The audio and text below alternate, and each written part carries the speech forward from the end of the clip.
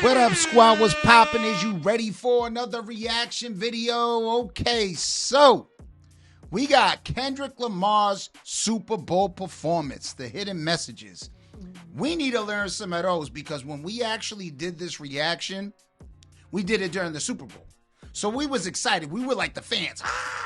We was screaming, going crazy, man. We was out there, just like regular fans, which we could have waited till the next day, put it out, did some Google searches, and did what a lot of people did. But we just were so hyped for the moment. Yeah. We just wanted to give you guys a raw reaction.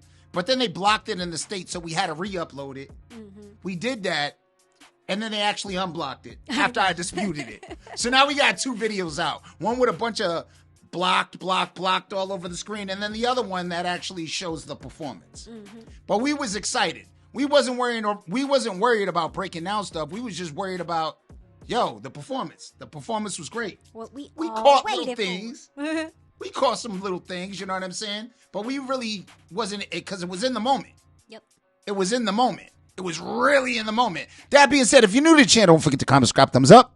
Slap that red button. Now we can check out some of the stuff that you guys were talking about. A lot of you guys that actually went and watched a bunch of reactors that, Googled a bunch of stuff and then, try to find out hidden meetings and stuff. But now we can see what y'all is talking about in our comments because I'm like, what the hell are these guys talking about? Yeah. What in the world? How are we going to catch that? Like in the moment? Are you crazy? It was a 15-minute video. All we did was just watch it and we reacted to it. So, and we already knew the lyrics. Yeah. So we wasn't expecting. I mean, we caught little things here and there. We knew that he was going to do some crazy stuff. I mean, come on, now it's Kendrick. Yeah. But we didn't think like you guys were going to hound us for not knowing certain things. And we watched it. We literally put it out 1 hour after he performed it. Yeah. Because we had to upload it and everything. Kept getting blocked and all of this. But we literally, it was 1 hour after it came out. We didn't wait till the next day. We didn't do none of that.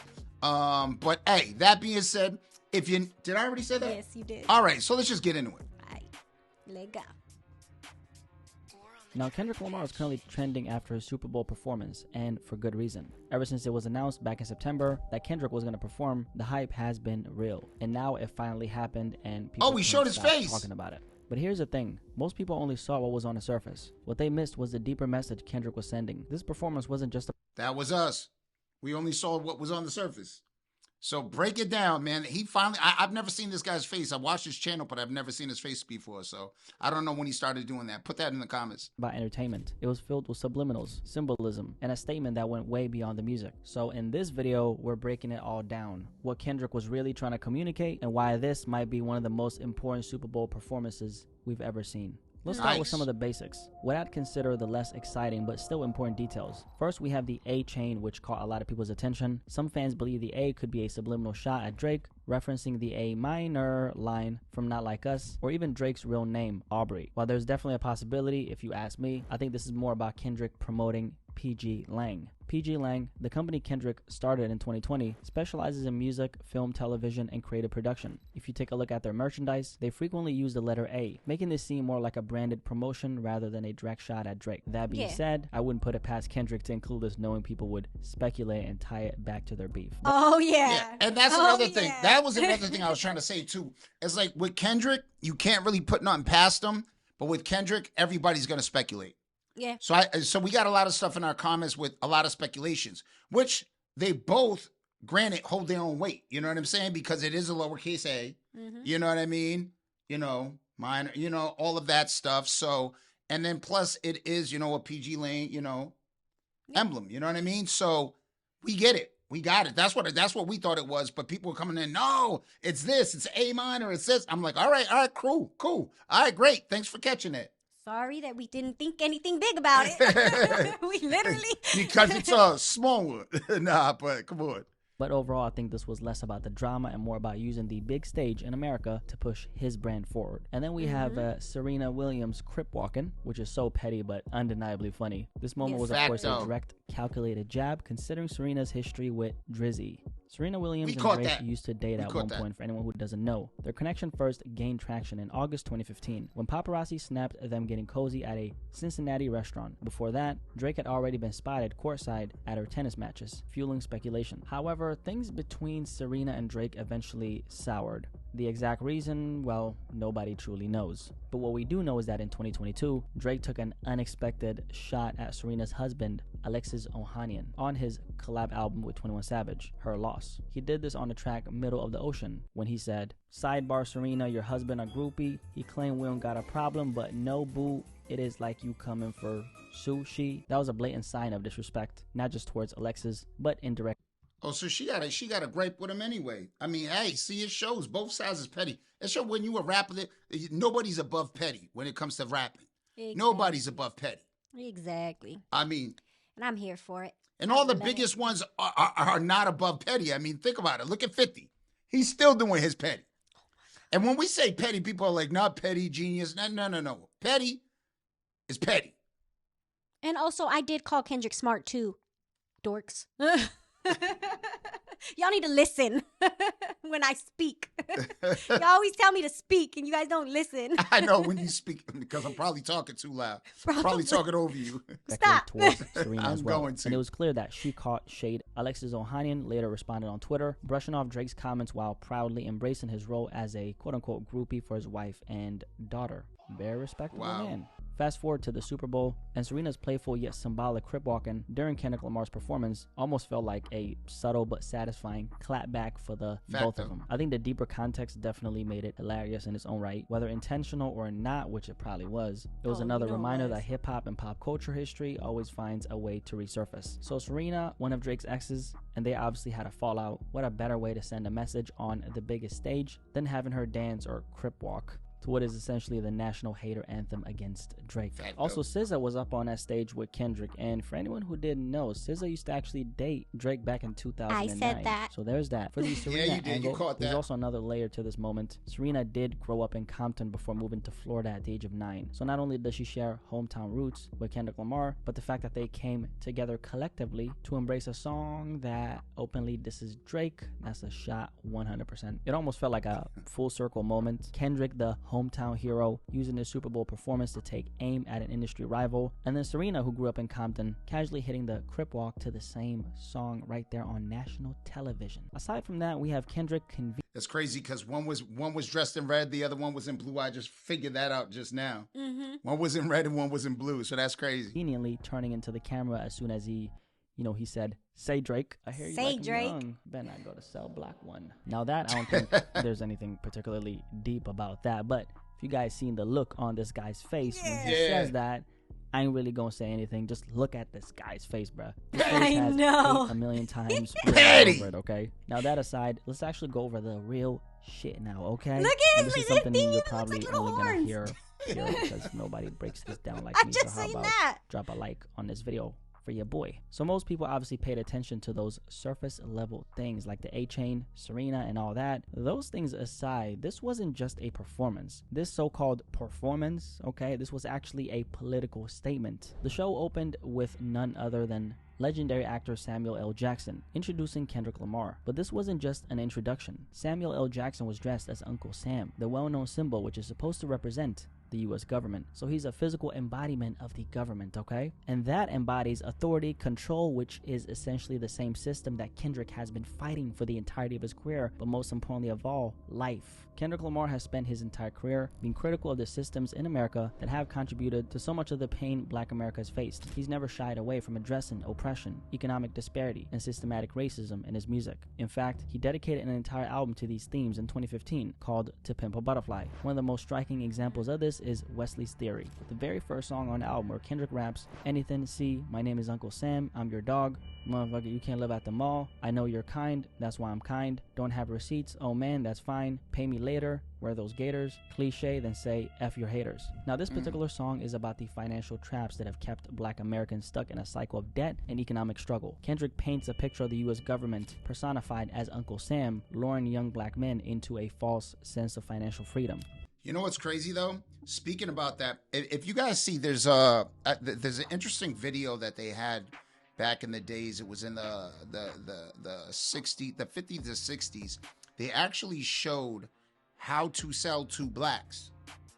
They showed that blacks want the upper echelon of things. Like, this is the way they said it, you know, for validation and stuff like that. So they were targeting black consumers, saying that they will buy this expensive stuff even if they can't afford it for status. Mm-hmm.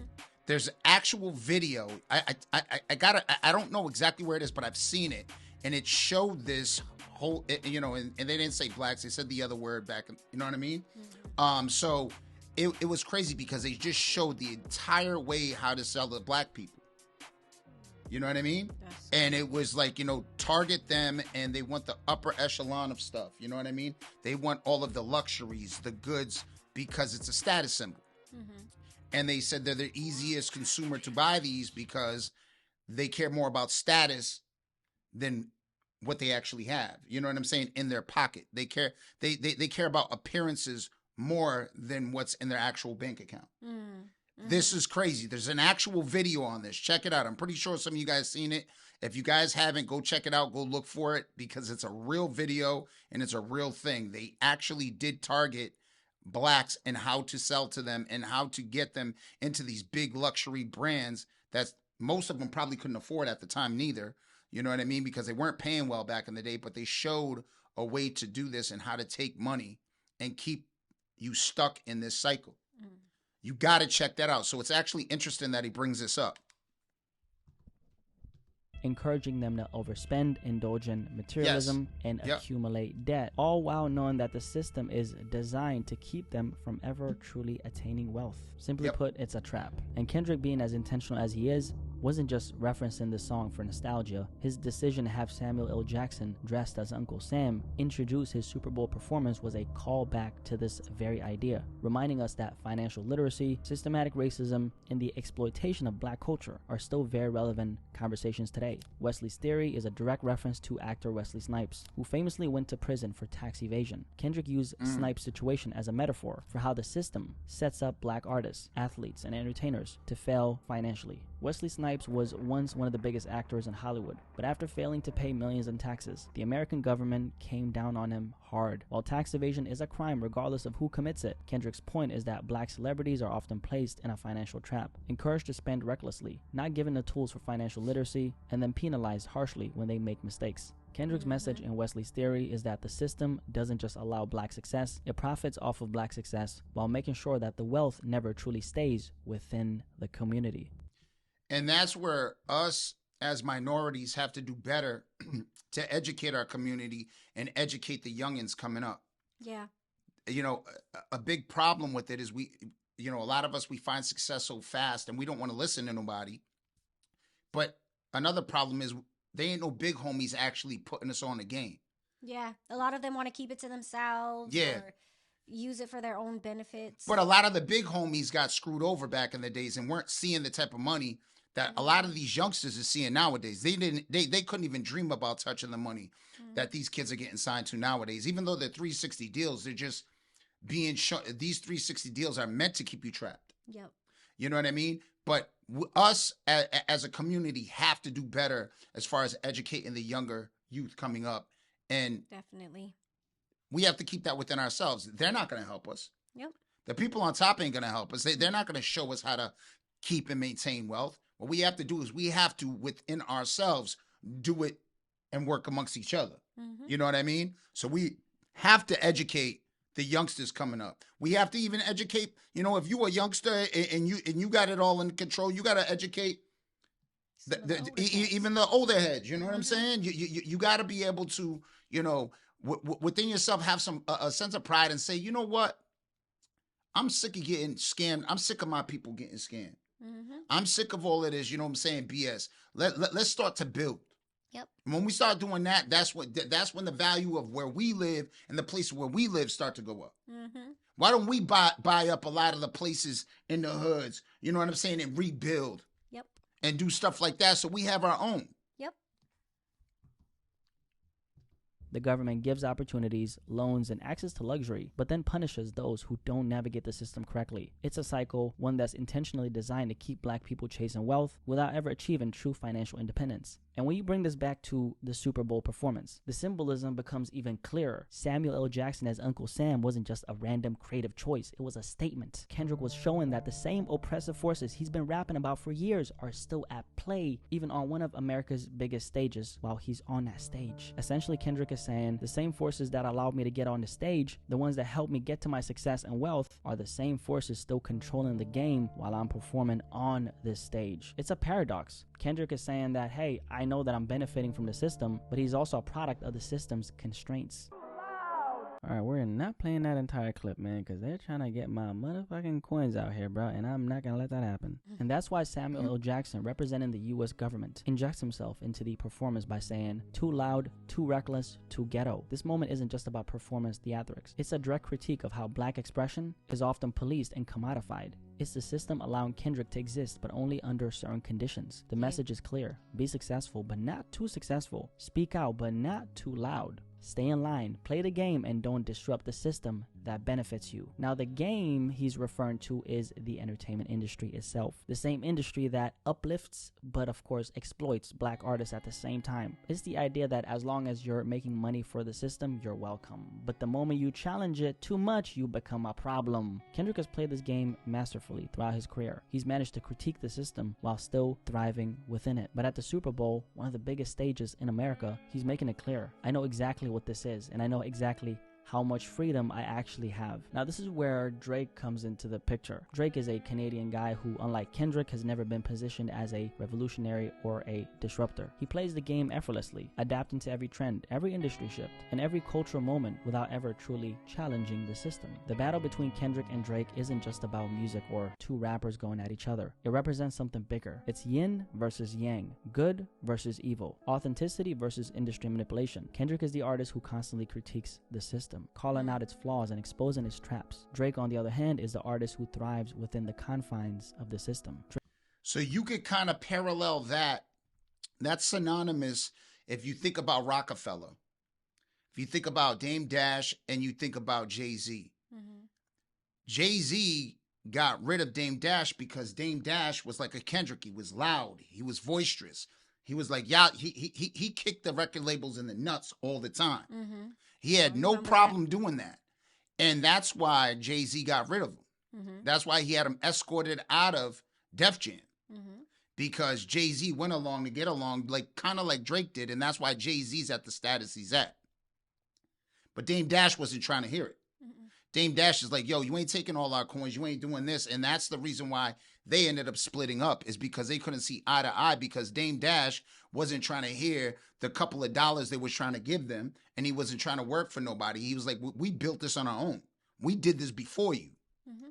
You guys ain't going to tell us what we're going to get paid, and you guys ain't going to buy all, you know what I'm saying? So that's what ended up happening between Dame Dash and Jay-Z. Mm-hmm. So it's kind of like the same parallel. Yeah. Drake for a long time has represented the industry's favorite artist, marketable, accessible, right? and not so controversial. Kendrick, on the other hand, represents the people's artist, critical, disruptive, and unwilling to conform. Their rivalry has been painted as just another rap beef, but on a deeper level, it's a clash of ideologies. That's really what it is. So when Kendrick takes on the biggest stage in American entertainment and turns it into a statement against the system, it's not just about Drake.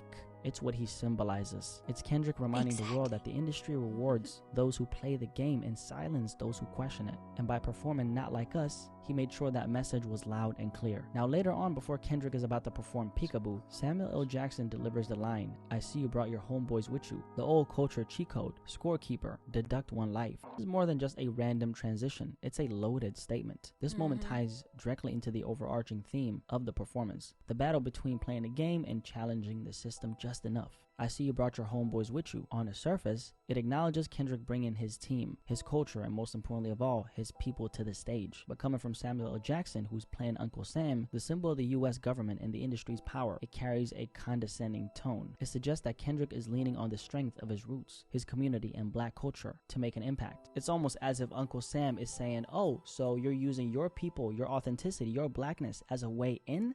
And it's funny because blackness What the hell? He's spraying himself with cologne and he got a...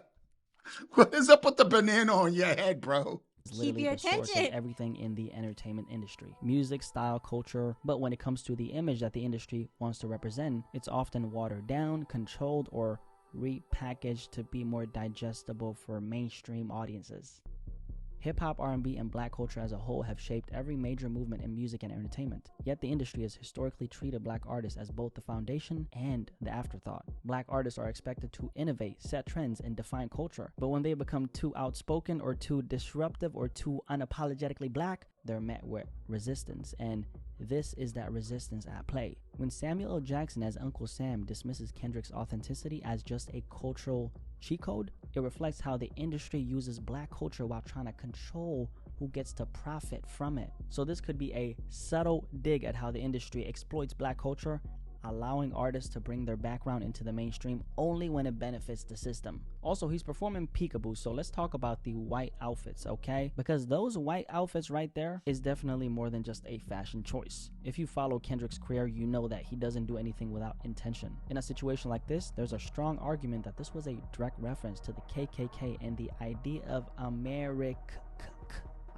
All the dancers dressed in white, moving in unity, while Kendrick performs a song that directly calls out Drake, who's supposed to represent the system. That visual alone is very symbolic. The Ku Klux Klan, also known as the KKK, is known for wearing white robes. Well, see, I would have caught that reference, and I probably would agree a lot more strongly if they would have had some type of hoodie, if they were all wearing hoodies or something. They were just all dressed in white. You know what I mean? So I didn't catch that reference, and maybe it is that reference, but I think it just would have been a clear message if they all, even if they just had hoodies on, like regular hoodies. You know what I mean? Because, you know, the KKK, that's what they wear. Yeah. You know? So that message really didn't resonate with me when he did it. But if that's what it is, hey, that's pretty clever, pretty genius. It's a subtle way of doing it. That's a lot of his ways are doing that. Like, Okay, gotcha. So you really got to figure it out. And I mean, you're not going to hear from Kendrick. That's why he was doing it. So, no, I mean, he likes to keep people in suspense. What do you guys think? Do you guys agree with it? Representing white supremacy, oppression, and the same systematic racism, Kendrick has been speaking out against his entire career. And let's not forget that hip-hop has been calling out America, from Ice Cube to Tupac, and now Kendrick is continuing that tradition on one of the biggest stages in America. This could also be a reference to Colin Kaepernick. The NFL has a complicated history with race, from how the Colin Kaepernick situation played out to the way black artists have been selectively allowed to perform on certain stages. And yet Kendrick gets up there and flips the entire thing into a critique of the system itself. It's almost like he's saying, look, I know what country this is, I know how this game is played, and I know exactly where we stand. Now, right before Kendrick is about to perform Not Like Us, Samuel L. Jackson delivers another loaded line. That's what America wants. So we're gonna have to cut that short because copyright is beating my fucking ass right now, bruh. Yeah, that's what I'm talking about. That's what America wants. Nice and calm. You're almost there. Don't miss this. And before he can even finish, Kendrick cuts him off, launching straight into Not Like Us. So this moment wasn't just theatrical. Now this moment wasn't just theatrical. It was symbolic. It was the system quite literally being interrupted. Samuel L. Jackson, still playing the role of Uncle Sam, the government, the establishment, the industry, was essentially telling Kendrick, this is what we want from you, something safe, something that doesn't challenge us. You're almost where we want you. Stay in line and don't ruin it. But Kendrick doesn't let him finish. Instead, he shuts him completely down and jumps straight into Not Like Us, arguably the most rebellious moment of the entire show. And that right there, that's the perfect representation of how America has always tried to police black voices. The government has a history of suppressing outspoken black figures, whether through censorship, blackballing, or outright violence. The entertainment industry has a habit of rewarding black artists only when they play by the rules and punish those who challenge the system. The media often tries to dictate how black artists should behave, expecting them to be nice and calm rather than unapologetic and disruptive, because when other groups of people speak up, it's seen as passion, advocacy, standing up for what's right. But when black people speak up, suddenly it's labeled as aggression, a threat, or something that needs to be controlled. But well, I mean, it depends on what side you look at it from, because I remember they try to completely shut down Eminem. Yeah. And that's one of the biggest, he's a white artist and he's one of the biggest, but he's doing it through hip hop. Yep. So I think that's why they took him as a threat. I mean, they literally try to shut him down. Miss Cheney, I remember. Dick Cheney's, she literally tried to get him canceled before the word canceled was even a thing. Oh, I know. They literally try to shut him down as an artist. Yeah, they did. So, I mean, I guess it all depends, but coming from hip hop and hip hop culture, they literally try to shut him down right away. He was getting too big for his. Because he was definitely against the system. He was against all of it. Yes. You know what I mean? Like the white America. So I do kind of see what he's getting at because, where if you look at it in that way, he's like white America. He's exposing white America with that song. So, I mean, it is interesting what he's saying because it's synonymous exactly with what he's saying. Whether it's coming from, it doesn't matter who's delivering the message. Yep. If you do speak up about that, you're automatically in the targets. They're gonna automatically try to silence you. Kendrick isn't here to be controlled. The second Uncle Sam tries to contain him, he breaks free by being his loud, aggressive self and does the very thing they don't want him to do. And then to top it all off, Kendrick ends his Super Bowl performance with the song TV Off, which quite literally means turn the damn TV off. Turn this TV off, turn this... I think there are two major layers to why Kendrick chose to end this performance with this song. First of all, it's definitely a universal message to everyone. In a world where people are constantly fed media narratives, propaganda, and distractions, Kendrick is telling the audience to wake up. The Super Bowl is one of the biggest spectacles in America. Corporations spend billions just to have a commercial slot because they know the whole world is watching. The game, the halftime show, the ads, it's all a distraction from real life issues that don't go away once the TV is off. Kendrick ending with TV off could be him saying, enough with the distractions. Think for yourself. And then the other half of the message is a message to Black America. The media has historically controlled the narrative about Black people, whether through the news, entertainment, or politics, or the entertainment industry. See, I took that more as a subtle jab to Drake. Like after he was done doing his thing, like turn this TV off, because like you don't want to watch this because I just literally laid you out. That's the way I took it when I first watched it. But this is pretty interesting. Yeah. If that's what he really meant. I mean, these are all speculations, just so you know. This is all speculative. You know what I mean? Until it comes out of K-Dot's mouth. Exactly. So you guys let me know what you guys thought in the comments. Black artists, athletes, and leaders are portrayed as often filtered through a lens of control, only showing what fits the agenda. So when Kendrick closes off his performance with TV off, it's his way of telling Black America to stop letting the media dictate their reality. Don't let America decide who your heroes are. Don't let the system control the narrative. Kendrick was clearly sending a message with this performance, and I can't believe there are people who thought this was just a regular halftime show, but then again, it makes sense. The masses only see what's on the surface. That's how it's always been. Most people just saw a high energy performance, a few viral moments, and some controversy, but if you've been following Kendrick's career, you already know that this man never does anything without a purpose, and that's why I respect him so much. You can't hear me break all this down and still think it was just about entertainment. Love him or hate him, Kendrick has always been about the message. He's never been the type to chase clout or drop music just for the sake of it. Every time he speaks, he's saying something, and this performance was just another example of that. And this is exactly why I'm so happy he's having this moment, because we finally have an artist on the biggest stage in America who's as authentic as an artist can possibly be. From mixtape Kendrick to Super Bowl Kendrick, I've been following this guy since he first came in the game. Sounded like Lil Wayne back when he was still, Lil K-Dot, rapping over other people's beats and finding his voice. So to see him evolve from that young kid from Compton to a cultural icon who's using the Super Bowl as a statement, that's iconic and legendary. Honestly, it's great. And what makes it even greater is how much he's able to say with so little. And this is what separates Kendrick from everyone else. He doesn't just tell you, he shows you. Samuel L. Jackson as Uncle Sam, the system controlling Black artists, the dancers dressed in white, possible reference to America and white supremacy, cutting off Uncle Sam before Not Like Us, defying the system in real time, ending with TV off, the final statement, wake up, stop being distracted. Every single moment was intentional. This wasn't just a performance, guys. This was a cultural moment right here. But I'm, of course, just one man with one perspective and one voice, which is why I want to hear what you guys have to say about this entire Super Bowl performance by Kendrick Lamar. If you're new here, my name is Blackie Speaks. So nice to meet you. Like the video and, of course, subscribe. All right, so Gotcha. Yo, go check out his channel, man. He dope. I've been watching him for a while before he even showed his face. But so I looked at the Uncle Sam thing a little bit differently because I also looked at it as almost like an Uncle Tom slight. Because if you remember, Samuel L. Jackson in movies like Django and stuff, he played an Uncle Tom. Mm-hmm. You know what I mean? Yeah. He plays these roles. So I think it was like a double flip on that. That's the way I was interpreting it. He used a guy that plays Uncle Tom Mm-hmm. to play Uncle Sam, Mm-hmm. and his name is Sam. Yeah. You get what I'm saying? So I thought it was a lot of that, but like I said, it's all speculative. You know what I mean? It's all the way you interpretate and you digest the music. It's like one of those things, like everybody can have their own interpretation of something, and it doesn't mean you're right or wrong no matter what. It's Unless just it how comes out of Kendrick's mouth. Yeah, that's the only way that we're all going to find out what the truth really is. Facto. But other than that, it's, man.